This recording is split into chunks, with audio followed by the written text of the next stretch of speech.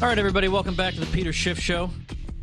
I'm Tom Woods in for Peter, and what a privilege it is right now to be able to talk to Mark Sisson of the Primal Blueprint, author of the Primal Blueprint, also the Primal Blueprint 21-Day Total Body Transformation, and other books as well. He's got many athletic achievements to his credit, including a top 5 finish in the 1980 U.S. National Marathon Championships. But don't worry, he is not going to tell you that you need to train to run a marathon or be a triathlete in order to be in good health. Quite to the contrary.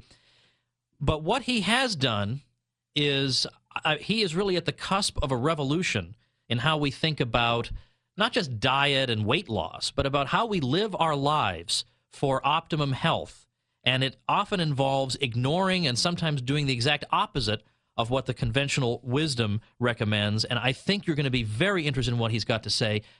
Regardless, I insist that people listening to this broadcast visit his website, marksdailyapple.com. It's unbelievable how day in and day out he can have fresh material on stuff that you think, well, there must be a finite amount to say about it. Absolutely not. You're always getting valuable insights every day at marksdailyapple.com. So, Mark, thank you so much for taking some time with us today on the Peter Schiff Show. Hey, it's my pleasure. Thanks for having me, Tom. Well, let me start, before I let you talk about what the Primal Blueprint is, I just want to tell you that when I posted something on my tomwoods.com website saying that I might embrace this myself, and my wife and I are, in fact, planning to go at it with gusto starting next month, I got more comments than I've gotten in, I don't know, many months on a blog post from people saying, do it, it's the best thing I ever did. I've never felt better. I would never go back to my former habits. And but what impressed me most was not so much the stories of weight loss, which are fantastic and wonderful, but I don't need to lose that much weight, so that's not the main concern for me. It's just the overall health improvements that people are reporting. Their energy levels are up. People who have had various maladies during their lives that they just thought they'd have to put up with and tolerate are just gone. So that's why my wife and I finally decided we got to give this a try. We'd be crazy not to give this a try. So why don't you, I'm sure you've had to do this a gazillion times, but a lot of our listeners are totally unfamiliar with the Primal Blueprint, which is something, I like the fact that you go out of your way not to call it a diet, because it's a way of living. Give us the sort of the 3-minute overview of what this is all about, if you can. Sure. The Primal Blueprint is actually a way of regaining control of your own health and fitness by understanding how the body works and how we can literally manipulate gene expression on a minute-to-minute, day-to-day basis in the way in which genes rebuild, renew, regenerate, and recreate ourselves. Now, the clues to how we switch on certain genes and turn off other genes is found in evolutionary biology in 2.5 million years of human evolution and confirmed by modern genetic science. So what we've really done is we've accessed information where people can choose certain types of foods to eat, certain ways to move or exercise, sun exposure or not, ways to sleep that allow the body to repair damage it's done, to regain good health, to maybe improve energy levels. The idea is that each of us is born with a recipe for a perfect, happy, healthy, productive, lean, fit, strong human being. Each of us possesses this wonderful recipe that is the result of 2.5 million years of human evolution. But unfortunately, through the influences of our trustworthy government, wink, wink, and other major agencies and special interest groups, we've gotten into this pattern, this conventional wisdom, where we assume that certain types of foods are good for us that are not. We assume that certain types of movement or ways of exercising are good for us or beneficial, and they're not.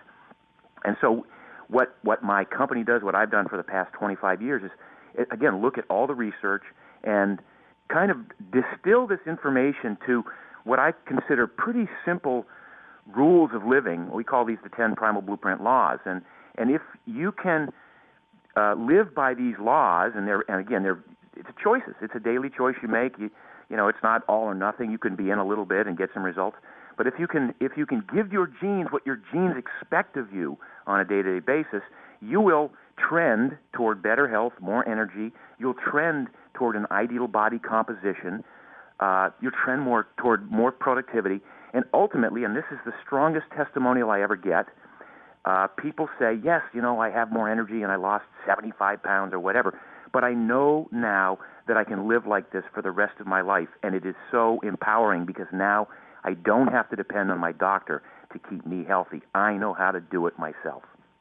That's so important, particularly now when we're looking at how much money is being spent on these inflated medical care prices. And if people had been taking care of themselves and eating right, we wouldn't have half the problems that we've got. And this is one of the things that I like about which we have a copy of your book, Primal Blueprint, 21-Day Total Body Transformation. You can do anything for 21 days. I mean, maybe you won't like this. I don't think that'll be the case, but maybe you won't. But what could it hurt to try it for 21 days? Now, you've got in there, and believe it or not, we've got about a few more minutes for the break, but you've got in there a section that says grains are totally unnecessary. This is what, for me, of course, there are a lot of us, we feel like there's something we're clinging to, right? I mean, for me, it's that Italian meal with the salad, the pasta with sauce and whatever, yeah. and the hunk of bread. And how am I going to live without that? But you're arguing that not only are grains unnecessary, but to some degree, they're positively harmful. Now, and that just cutting this out, in addition to other things, would yield you results. Just tell us about that. Yeah, I mean, this was the biggest eye-opener for me because I've been researching nutrition science for 25 or 30 years. I have a degree from Williams College, a specialty in biology. I was a performance enhancement nut when I was an athlete, looking at all the ways that I could figure out to naturally enhance my performance through diet. And when I started reading about how antithetical grains were to health, they raise your insulin in any form, whether it's complex carbs or not.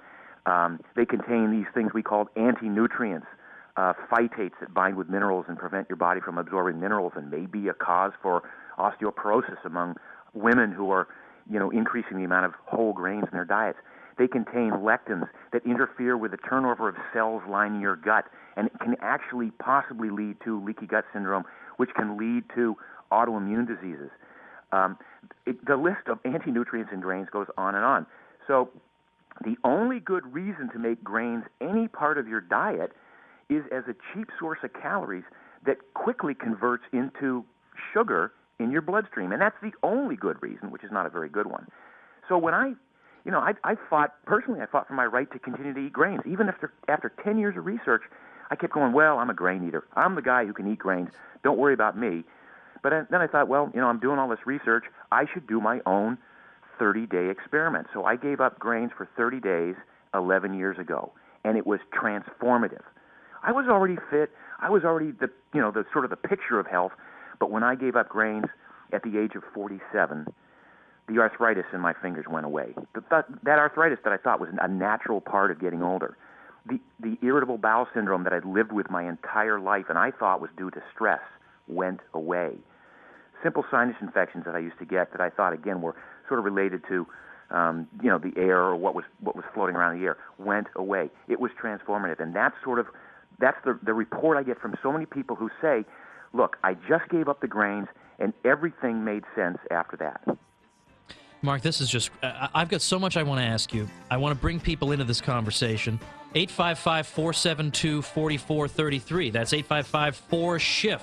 Join the conversation with Mark Sisson of marksdailyapple.com. We'll be talking with him more on the other side of this break. You're listening to The Peter Schiff Show, the gold standard in talk radio.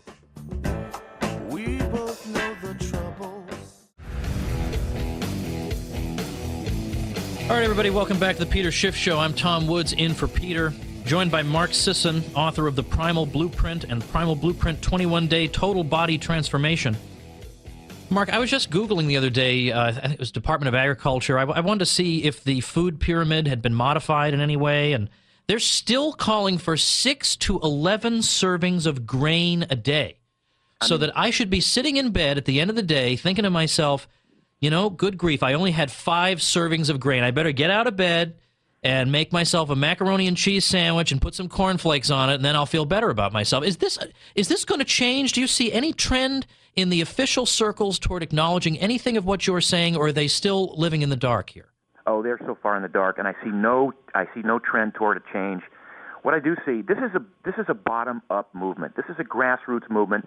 But again, for a libertarian mindset, this is so empowering, and in my mind, it's so exciting to suddenly realize I don't need Uncle Sam looking over my shoulder, because I know now I have enough information that I can take control of my own health and my own welfare and my family's health and welfare, and I can have so much influence on all of these things because I have this particular type of information, this lens through which to look at the world. But again, you're right. 6 to 11 servings of grains. In my mind, that's criminal. And they're pushing lots of orange juice and apple juice because those are supposedly healthy. They're not. Now, by the way, this is not. I'm not proposing some draconian diet. This is a lifestyle in which I say you can eat all you want whenever you want from this long list of wonderful, tasty, natural foods: meat, fish, fowl, eggs, nuts, seeds, vegetables, fruit. As long as you don't eat from this list over here that contains vegetable oils and seed oils like safflower, corn oil, soybean oil, and things like that, because we could go into why those are bad for you. As long as you don't eat a lot of sugar and high fructose corn syrup containing goods, just basically stay away from the packaged processed stuff and stick with the natural stuff. It's pretty darn simple. And you can pick as an individual where you want to be on that sliding scale. If you want to go in whole hog and just eat grass-fed beef, go for it. If you say, well, I'm going to try this a little bit, step in a little bit and see what happens, there's a way you can enter this and really start to see the results. And as you get more and more results, you go, wow, this is working. I'm going to kind of get to the next level. I'm so glad you made that point, because I do not want to leave the impression that this is all about making sacrifices, because to the contrary, everybody, without fail, I've talked to who's adopted this lifestyle has said, I feel like I'm eating like a king. I mean, the idea that I'm giving something up is ludicrous. But at the same time, now I have a practical question for you, because my wife and I are planning to do this starting next month. I mean, I've gradually started modifying my eating habits, but we're really going to do the whole 21-day thing starting next month. But here's the thing. We got 4 little kids, ages 8 and down. And obviously you're not big on sweets for good reason. And if we're going to do this, my wife and I, then the whole household's going to do it. And am I not depriving them of some of the innocent pleasures of childhood? Like, I have guilt, even though of course I want them to be healthy. But yet I still feel this nagging feeling that I'm going to wreck their childhood. Like, what kind of countervailing considerations can you offer? Again, these are all about choices, Tom. And one choice might be, my wife and I are going to do this, and we're going to set a good example, and we're going to prepare the kind of meals that the whole family can eat, and make certain of those other questionable, shall we say, food types that kids are used to, the occasional macaroni and cheese or whatever, available in limited quantity, so they're not feeling like they're deprived. But this starts with the example set by the parents. Look, the human body is resilient, and you could live your life eating pizza and drinking Coca-Cola, and live to be 75 years old. You might not be in the greatest of health, and you and I might argue over how much that I have to pay in my tax dollars to make sure that you get your meds, But these are still choices, and I'm just offering a set of choices that I think that the research shows can provide the best levels of energy, can give you the optimal health, can get you toward your ideal body composition. And by the way, my main motivation here is I was a marathoner. I worked my butt off. I struggled and suffered and sweated and groaned.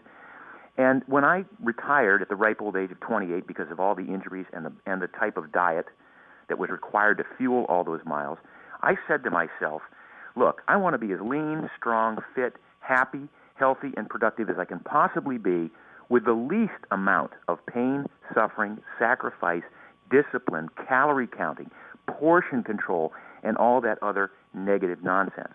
So this starts with the example set by you for your kids in this case. Could be the example you set for your employees, for your friends. This is, again, as I said, this is a bottom-up movement, but it is so empowering. And I just think we're coming into an exciting time with the frustration that people have now with legislation and everything else. Here's an area that we can take full control and decide what to do on our own. We've got just a couple minutes for a hard break. Could I persuade you to stay on for one more segment with us? Yeah, sure. Do you have that? Because I mean, there's just so much to talk about, and I'm just to have the chance to talk to you is just unbelievable. When I found out I got the guest slot again today, I said, "All right, I'm getting this guy on so I can ask him my question." Because this one we might not be able to handle just before the break, but I'm going to spell it out to you anyway. My wife has a question for you. This is a privilege of being the host. You can get all your questions answered. She wanted to know how does the issue of cholesterol fit into all this? The idea that I'm going to eat a lot of red meat, people would say, but this is bad. How does this involve? What's the deal, basically, with blood pressure and cholesterol? How does it fit into this? Maybe we can get started on this, and then I'll intervene, and we'll go over the break. Well, the short answer is that it's been known for decades that cholesterol and saturated fat are not the proximate cause of heart disease. So all this worry about cholesterol levels and absolute numbers of cholesterol has been kind of a straw man argument. Cholesterol is not the cause of heart disease. It's basically inflammation and oxidation of a certain identifiable small fraction of cholesterol that we can alter, once again, through the types of food we choose to eat. So we don't worry about the large numbers or high numbers of cholesterol in general on this program, and I go into detail in the Primal Blueprint, breaking down exactly why cholesterol is one of the most important molecules in the body. And for the American Medical Association and for the all of the governmental organizations to vilify cholesterol as it has over the past 40 or 50 years is an example of the mishmash of public policy making and faulty science and how all this stuff kind of comes together to create conventional wisdom that is actually harming us rather than helping us. So that as long as you get the other elements of that diet dialed in, or that eating strategy dialed in. All right, you're listening to Mark Sisson on the Peter Schiff Show. I'm Tom Woods, your guest host. Stick around, more with Mark. Call in 1-855-4-SCHIFF, 855-472-4433. Join the conversation on the Peter Schiff Show, the gold standard in talk radio. Don't go away.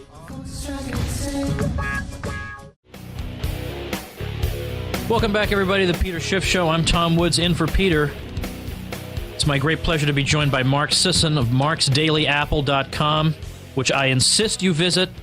Check out his books, not only his great cookbook, but also Primal Blueprint 21-Day Total Body Transformation.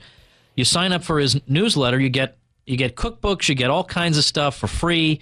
I mean, you'd be crazy not to do this, and you don't want to be the last guy doing it. And Mark, I'll tell you that I have a friend who now, anyway, is now the chief blogger for the Ron Paul presidential campaign, and he is full on board Primal Blueprint guy after I told him about it some time ago, and he watched me eat fajitas without the rice and the beans and without the tortillas, and I just ate the food, and I was having a great old time, and he wanted to know why I was eating in such a bizarre way, and now he has embraced it, and he says he's never felt better, he's dropped 10 pounds and all that.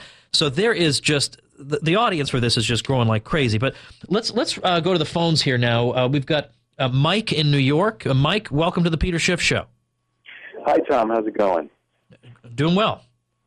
I have a question for Mark, actually. About 9 months ago, I read the Primal Blueprint, and ever since then I've been feeling great and really adopted the lifestyle. But recently I went to my doctor, and he informed me that I had high uric acid due to all the eating more red meats. And I was wondering, what can I do to sort of reduce the uric acid and still stick to the Primal Blueprint? Yeah, quick question for you, Mike. Are you eating a lot of fruit? Yes. Okay. A lot of times we know that uric acid is a result of fructose consumption, which is the sugar in fruit, and not related to red meat in any way, shape, or form. So the simple answer might be, try going a week or two without fruit, or maybe a month without fruit, cutting way back, or maybe limiting it to tart berries or something like that, and see if that causes a reduction. Excellent. Thank you. Yeah, and that brings up another interesting concept, because there are certain things about certain foods that we assume all fruit must be great for you. But fruit, the way it's grown today, does not resemble the fruit that our ancestors had 50,000 or a million years ago, which in those days did not have that much sugar in it. Today's fruit is grown for its sugar content, so we have to be a little bit careful about the amount of fruit that we consume. Not quite the same admonition for vegetables, but if you're a person looking to lose weight, in this time, starting out, fruit is probably not your friend the way vegetables would be, the way meat, fish, fowl, and eggs would be. Make sense? Yes, definitely. Good. All right, Mike, thanks very much for the call. I appreciate it.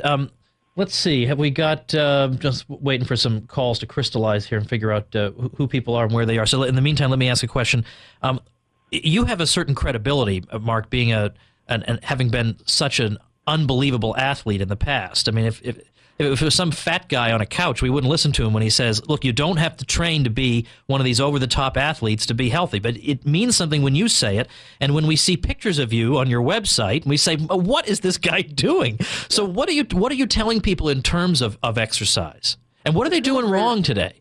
Yeah, the single greatest revelation and epiphany that I had on this eating strategy, and now it's borne out by hundreds of thousands of user experiences, and that is that 80% of your body composition, 80% of you that is muscle versus fat, happens as a result of how you manipulate hormones and gene expression through your eating habits.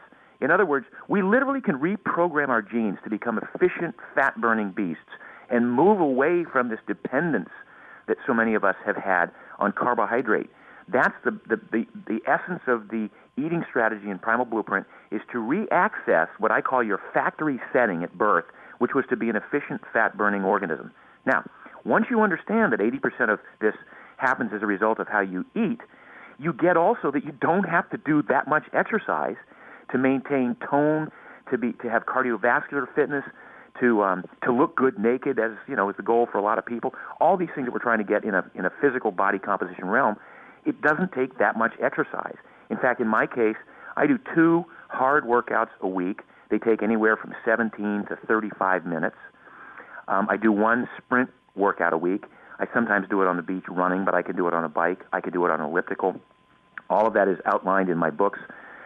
It's very simple. That takes about 25 minutes, start to finish. And then I fill the rest of the time in with play. I try to find ways that I can move my body to have fun, not to be, staring at some LED readout, hoping I can get up to 475 to earn my, the bagel that I'm going to get when I get home. Right. Yeah, and I like the image really is of a hamster on a wheel. Because people, then they have the bagel, then they got to exercise more, which makes them want to have another bagel, and it just keeps going on and on. All right, let's go back to the phones here. We got we got Casey in California. Casey, you're on the Peter Schiff Show.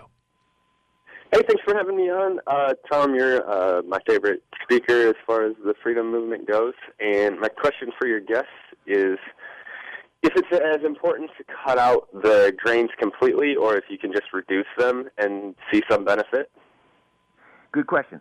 And again, as I like to tell people, all of this is a series of choices that you can make based on the information that you now possess. And in the case of grains, if you're somebody who's not tremendously sensitive to grains the way I was, even though I thought I wasn't, by the way, I mean, you don't have to have celiac or Crohn's disease to still have some negative reaction to grains. But you can experiment with it. What I have people do is try to go cold turkey on the grains for 21 days and see what you notice. Make it an experiment of 1 for yourself. And if you notice tremendous improvements in health, if you notice that your inflammation goes down, a lot of people carry what we call systemic inflammation, and a lot of it's due to the grain products and the effect that they have on turning on certain genes within your body that cause you to become inflamed. And obviously we want to turn those genes off. So this is just about making choices. If you're a person who thinks you cannot possibly give up grains, and you can still play with us. You can still, there's lots of other things you can do. But the ideal situation would be certainly cut out the wheat. Wheat is the greatest offender in all categories, and it's again ironic that it gets so much support from special interest groups and lobbyists and the government, giving it, on the base of the food pyramid. But yeah, just it's a chance to figure out for yourself as an experiment of one, where you'd like to play on this scale. Casey, thanks very much for the call. Mark, I get a lot people telling me that it's not that they suddenly don't want to eat pizza anymore. Of course, and there are primal ways to eat pizza. It turns out, like the recipe suggestions are incredible. But it's not that suddenly a piece of cheesecake is not attractive to them anymore. And once in a great while, you have a piece of cheesecake and you enjoy it, and that's the end of it. But it's that they say it's how I feel and how I used to feel when I ate this stuff. And I say to myself, no sensory enjoyment that I get from this could possibly compensate for the difference in health that I feel, that I'm enjoying. Let's go to Andrew in Florida. Andrew, welcome to the Peter Schiff Show. I had a comment and a question for Mark. I read your book around 6 months ago, and it was a great book. It changed the way I looked at my diet completely. And I was actually hoping, I was thinking about this a few months ago, that it was good for you to come on this show, because I think it's a good example of what happens when government gets in. And I was wondering if there's anything we could do. I remember being in middle school and just them shoving these carbs down my throat, making get the whole grains that you need. And even on the commercials, you can see with these cereal companies, it's like, make sure you get the whole grains, and you need these whole grains, just shoving it down our throat. And then the fruits and vegetables, try to get those every once in a while, but the whole grains. And it's just sad. I think, it's a lie. I think it's criminal, like you mentioned earlier. And what do you think we can do about this and getting the word out more? Well, it is getting the word out more. It has to be a grassroots kind of thing. If you have some influence in your local school board and you can somehow convince the board to replace certain types of the school lunch program with what I would consider healthier alternatives, then I say go for it. But the alternative to that would be to make sure your kids bring a bag lunch to school, and hopefully they'll eat what you give them and not trade it away for the Twinkies and the ding dongs. But it really is about personal responsibility and personal freedom, and that's what I love so much about what we're talking about here. It really does.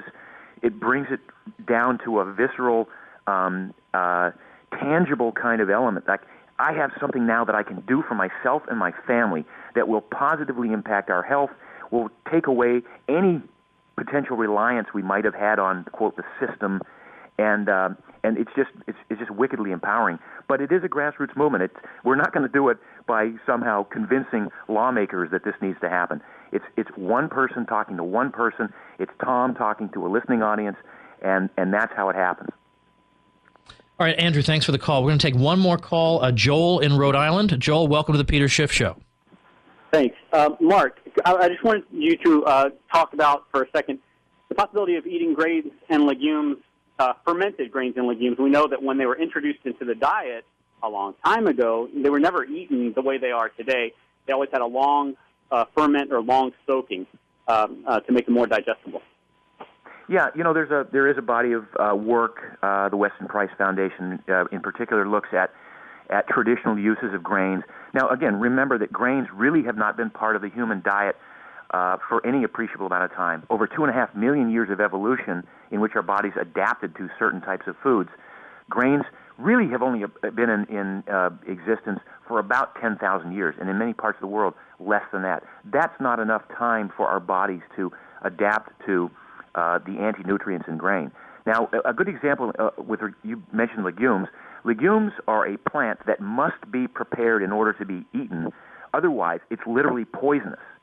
And my take on this is that any plant that is poisonous in its raw state can't be rendered beneficial in a cooked state. It can be rendered edible, and it can be maybe rendered palatable enough to provide calories so that people can survive. But I'm not even a fan of the soaking and the fermenting of grains.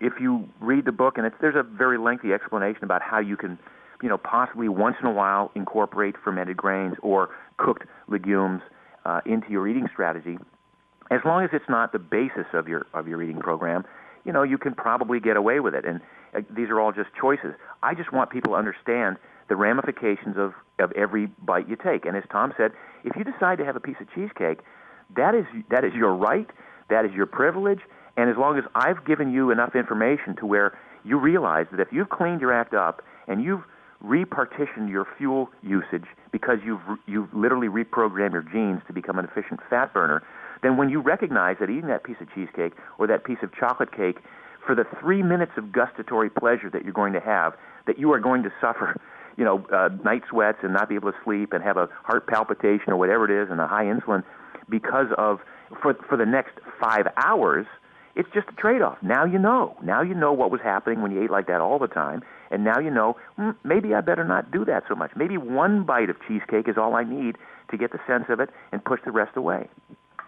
Joel, thanks very much for the call. Mark, as I knew, the time has just flown by. Why don't you take the last minute we have for this segment and tell us about your website, your books, and anything you want to leave the audience with. Sure.